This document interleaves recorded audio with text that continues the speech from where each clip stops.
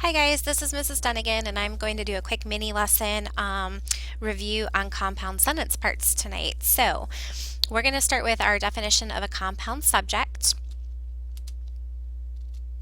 So a compound subject, anytime you hear the word compound, I want you to think of two, or in this case it can be two or more subjects that share the same verb. The subjects are going to be joined by a conjunction or a connecting word.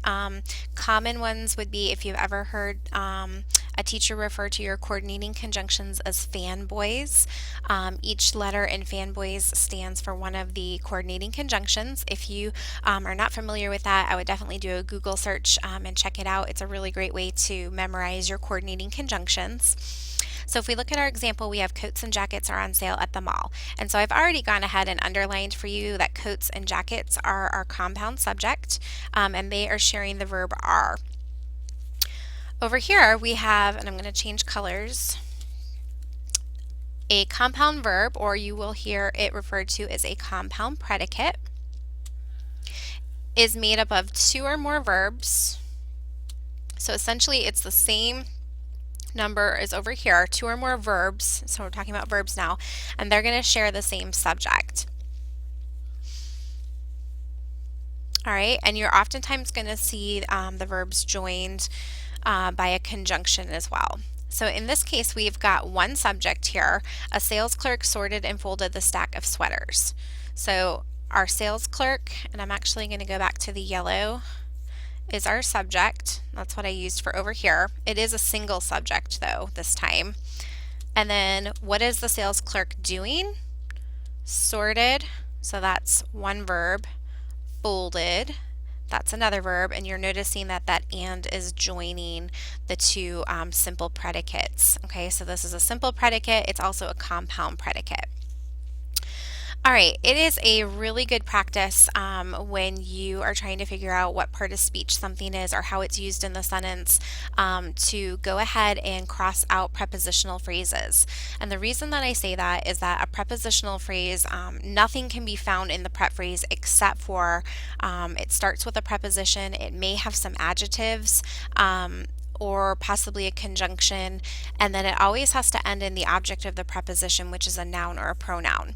So your simple subject can never be found in a prep phrase. Same with a compound subject. You also would never find any verbs in a prep phrase. Alright, so I'm going to say let's cross out prep phrases, and then we're going to go through, and I'm actually going to change the directions. Instead of underlining, I am going to use yellow for the subject.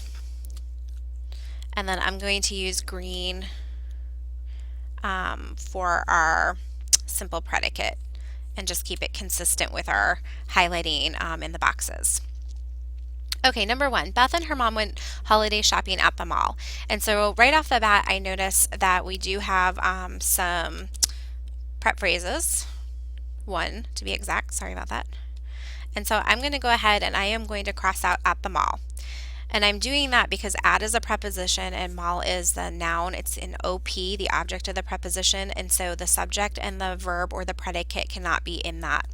So if I were to draw my vertical line separating the subject, the yellow half of my sentence, from my green half of my sentence, I would end up putting it right here after mom. So when I ask myself who is doing the action in the sentence, I come up with two different answers. And so I am going to highlight Beth, and then I'm going to highlight mom. I'd like to point out to you, Beth and mom are a compound subject. I do not want to include and or her. Okay, and is going to be a conjunction. It's one of the fanboys, it's a coordinating conjunction, and her here is acting as a possessive adjective describing mom. So for that compound subject, we're really looking for the simple subject, which means just the noun or pronoun that's doing it. When I ask myself, what is Beth and mom doing? Then we're going to take went. Okay, so went here is going to be my simple predicate or my verb. I do not have a compound verb or compound predicate in this sentence. Number two, every parking space and aisle was filled with cars. I see one prep phrase, and so I'm going to go ahead and cross out with cars.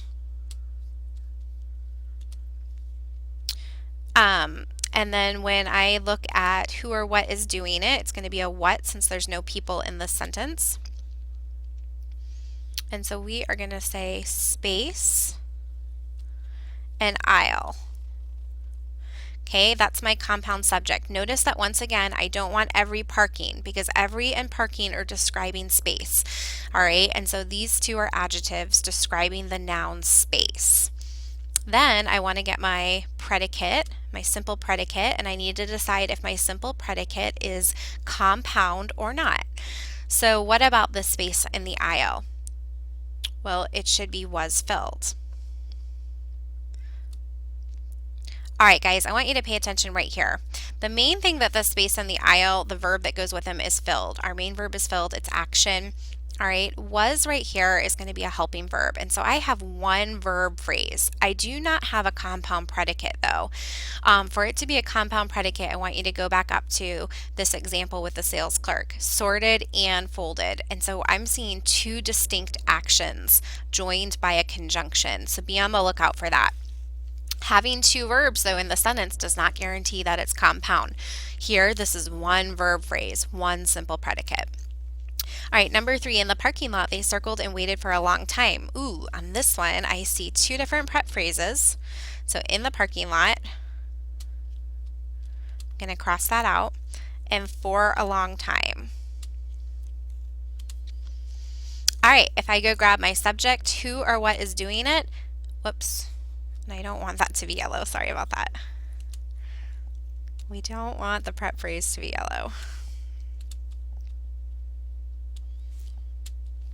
That could never happen, actually. All right, so we are going to go up here and we are going to highlight they, and that is my simple subject. Well, what did they do? Circled, waited. I have two verbs now. Notice that they're being joined by and so I do have a compound simple predicate here. So I just wanted to make sure that you understand the difference between number 2, which has two verbs, but is not a compound predicate, and number 3, where we're doing two distinct actions. That is a compound predicate. All right, number 4, holiday decorations shimmered and sparkled all over the mall. I'm going to go ahead and I'm going to cross out over the mall. I'm going to go grab, since I already have my green highlighter, I am going to highlight shimmered because that's an action. It's something that something does. And then sparkled.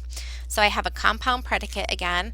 And then what exactly is shimmering and sparkling? That would be the decorations. Notice that once again, I do not want holiday. That is describing what type of decorations.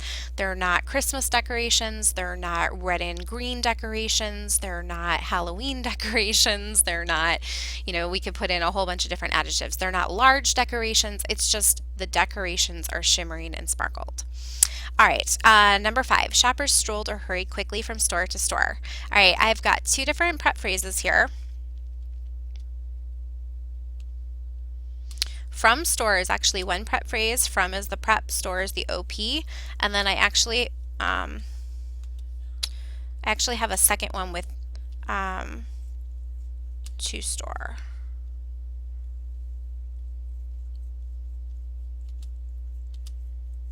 And that one, well, okay. I would put my vertical line separating my subject from my verb side right here after shoppers. And so that's going to be my subject. That's who's doing it. So we'll do that in yellow.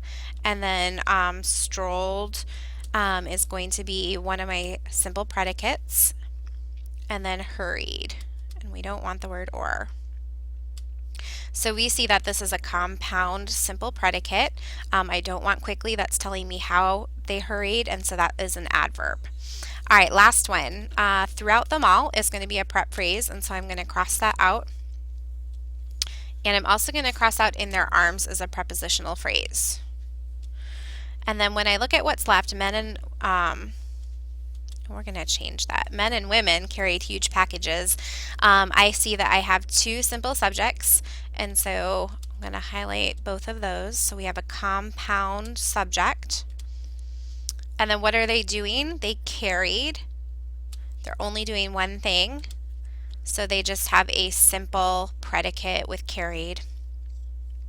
Okay, so that's our quick look at compound subjects and compound verbs or compound predicates. I hope that that was helpful. If I can answer any questions, let me know. Thanks a lot.